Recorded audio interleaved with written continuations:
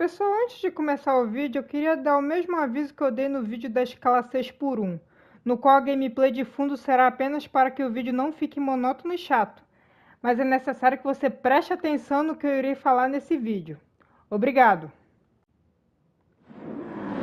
E aí, pessoal, beleza? Adivinha quem voltou aqui para trazer uma surpresinha para vocês? Ele mesmo, João Oliveira. E no vídeo de hoje nós vamos trazer algo um pouco diferente. Mas antes de eu falar o que é, eu gostaria de pedir para você que está assistindo esse vídeo e ainda não foi inscrito no canal, por favor se inscreva e ative o sininho das notificações para ficar por dentro de todas as novidades do canal. Deixe o like para fortalecer e fazer esse vídeo chegar em mais pessoas e compartilhe esse vídeo para que mais pessoas possam ter acesso a esse conteúdo. Então, voltando ao assunto, hoje nós vamos trazer algo de novo, diferente aqui no canal, pois eu estive pensando em compartilhar um pouco do que eu aprendi no curso de Direito antes do recesso, mais especificamente na teoria do Direito Civil, onde eu irei compartilhar tudo o que eu aprendi até esse momento. Então é importante que você preste atenção no que eu vou dizer aqui no vídeo e fique à vontade para comentar ou me corrigir, pois eu estou apenas iniciando essa jornada na minha vida. Então, para começar, irei falar um pouco sobre o conceito de personalidade, que nada mais é a aptidão para contrair direitos e obrigações, pois nós somos pessoas que temos nossos direitos civis, mas ao mesmo tempo temos nossas obrigações como cidadão. Mas aí você pode perguntar, quando começa a personalidade jurídica? Daí eu te respondo que há duas teorias que respondem isso, que são as teorias natalista e concepcionista. Na teoria natalista, como o próprio nome já diz, a personalidade jurídica se inicia a partir do nascimento com vida. Ou seja, mesmo que o bebê morra após a primeira respiração, ele terá uma personalidade jurídica e, consequentemente, teria seus direitos, a exemplo dos direitos patrimoniais. Mas lembre-se, nessa teoria a pessoa só terá a personalidade se ela nascer com vida. Se ela já nascer morta, ela não terá a personalidade e, consequentemente, não terá os seus direitos. Já na teoria concepcionista, a personalidade jurídica vem desde a concepção do nascituro, que na linguagem formal é o feto, o embrião. Ou seja, desde quando ele está dentro do útero em formação, ele já possui personalidade jurídica e, consequentemente, já terá seus direitos. E explicando as duas teorias, explicado elas, vamos falar sobre algumas coisas que estão no artigo 2 do Código Civil Brasileiro de 2002, no qual estabelece que a personalidade de uma pessoa começa a partir do nascimento com vida, mas a lei protege os direitos do nascituro, também chamados de direitos personalíssimos, como o direito à vida e a um pré-natal de qualidade. Eu vou deixar aqui para vocês o que diz o artigo 2 do Código Civil Brasileiro.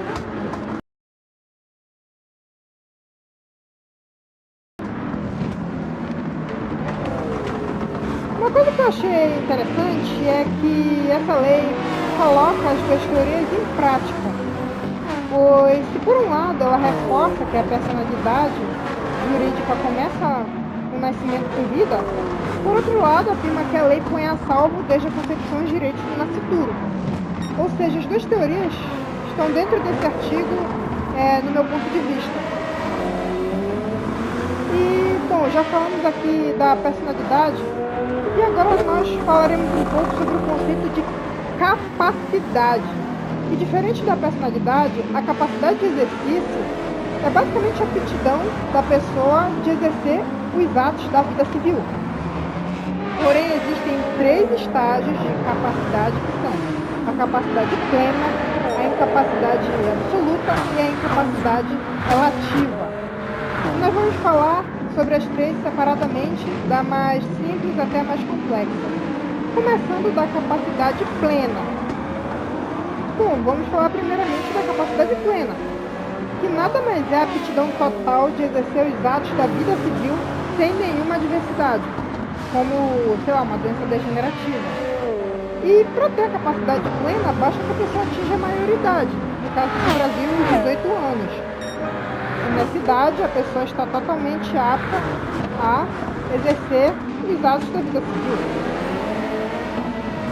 E agora vamos falar sobre a incapacidade absoluta, que nada mais é que uma incapacidade total de exercer os atos da vida civil, que sempre devem estar acompanhados de um representante que tome a decisão por essa pessoa.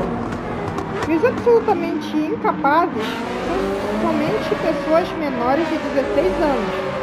Além disso, eu queria dar um adendo ao artigo 166 do Código Civil, que diz que são absolutamente incapazes de exercer um ato da vida civil sem um representante, será considerado nulo. Ou seja, se o menor de 16 querer fazer a doação de um bem, como um carro, por exemplo, sem haver um representante, o ato será considerado nulo e, consequentemente, inválido. Só para essa explicação, ok?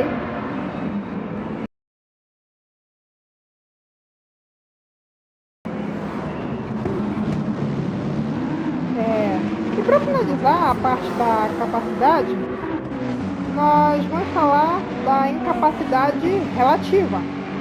E basicamente é uma situação onde a pessoa não pode ou não consegue exercer sozinha alguns direitos e obrigações, necessitando de assistência para determinados atos.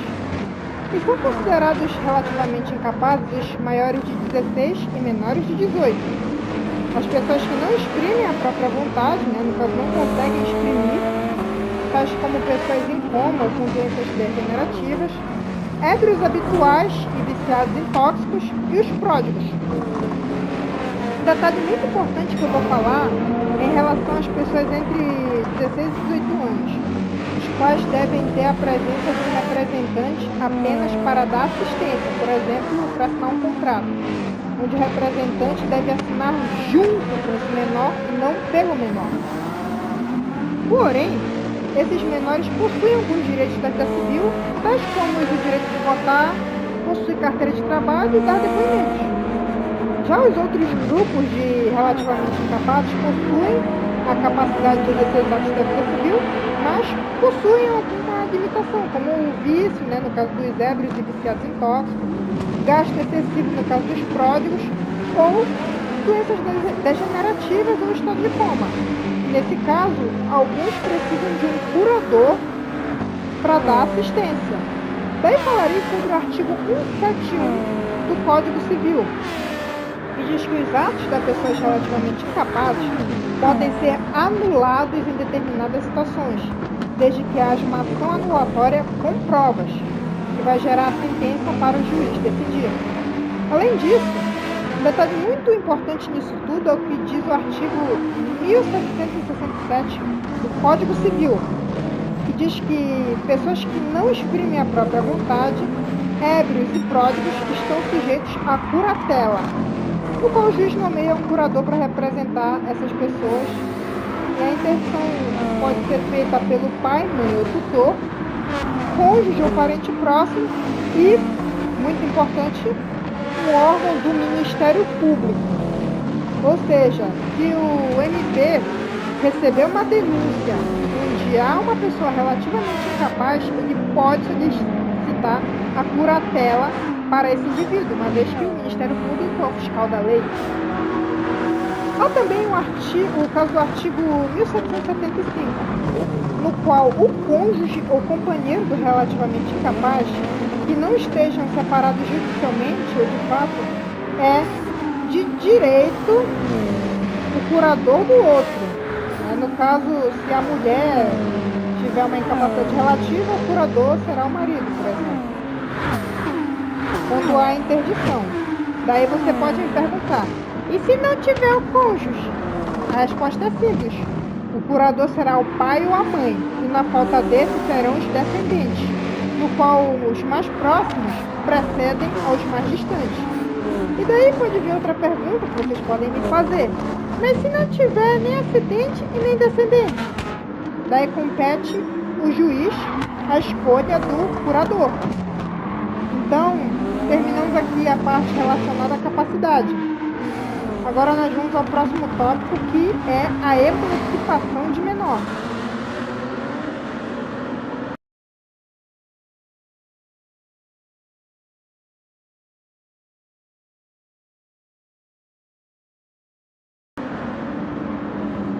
Bom, já falamos aqui de personalidade, capacidade, e agora vamos falar sobre a emancipação de menores, que é, basicamente, a antecipação da capacidade civil plena, que, embora seja exercida só a partir da maioridade, há alguns casos onde o menor de 18 pode exercer a capacidade civil plena.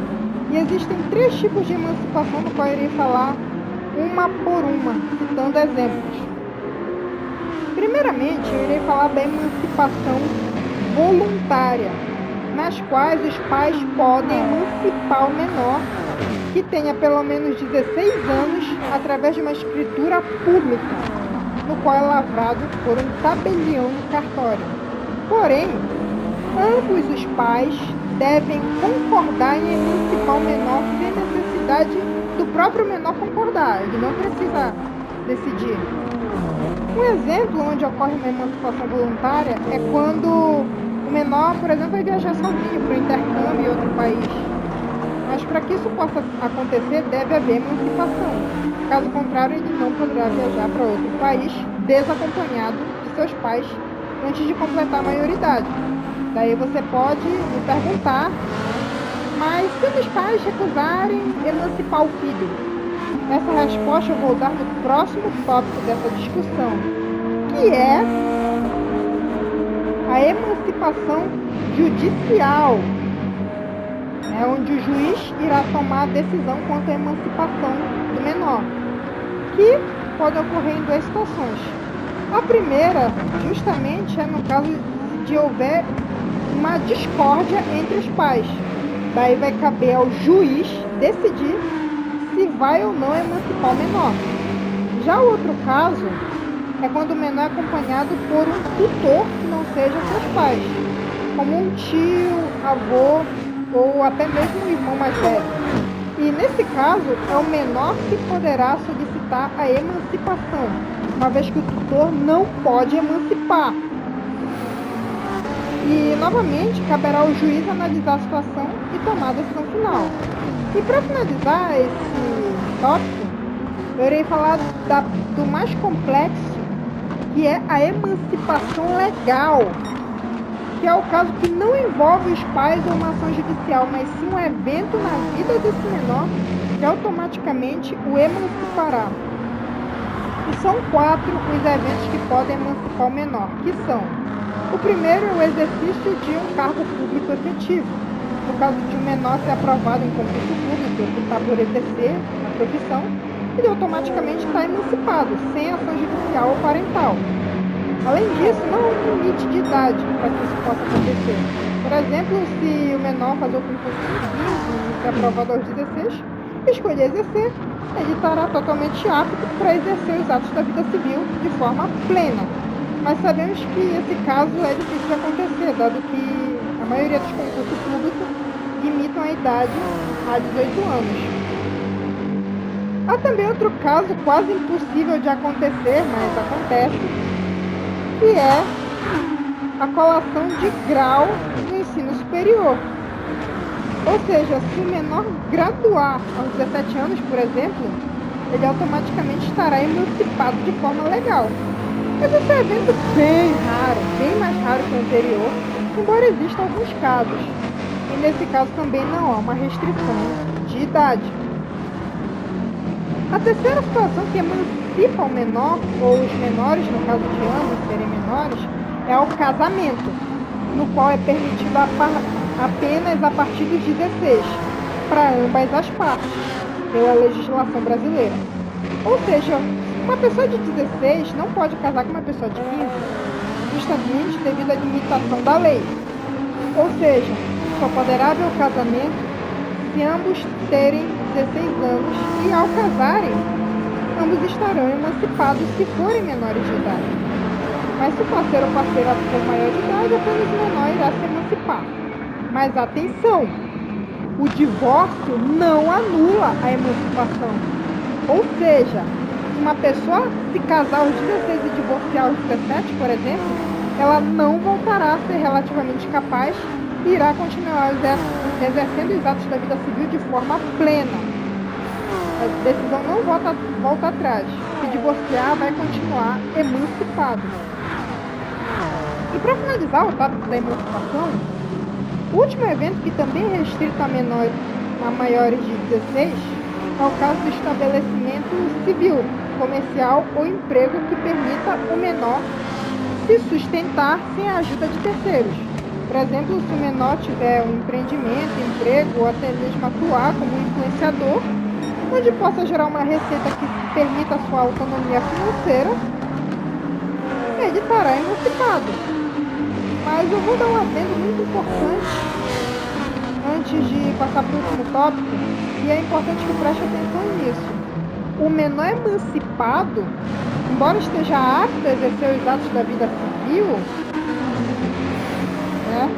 embora esteja apto, ele não poderá realizar atos que são restritos apenas maiores de idade. Ou seja, o emancipado não pode dirigir, não pode comprar álcool, entrar em festas noturnas, ou até mesmo em um lugar que eu não posso citar o nome por conta das diretrizes do YouTube, que começa com N, né?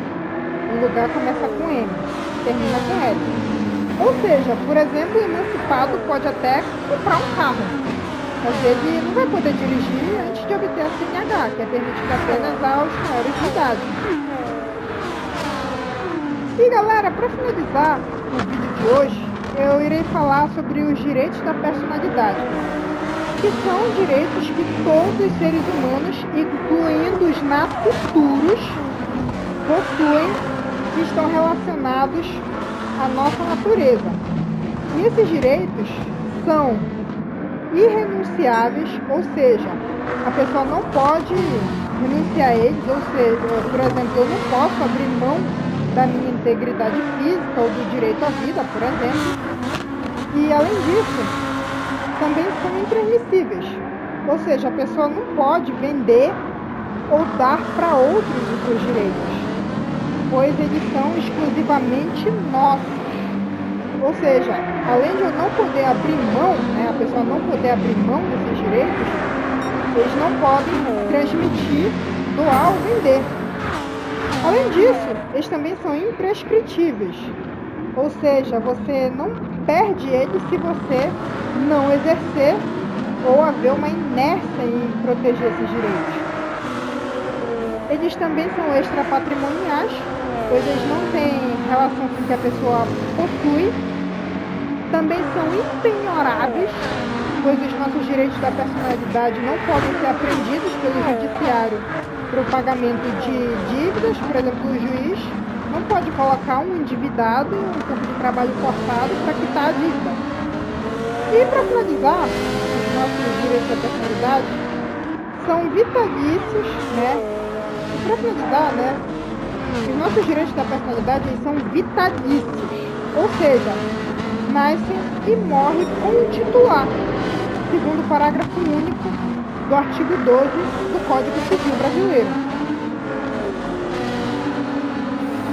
E bom, galera, é isso. Esse foi o nosso vídeo explicando um pouco do que eu aprendi nesse início de semestre sobre a teoria do direito civil, que serve de aprendizado tanto para mim quanto para vocês.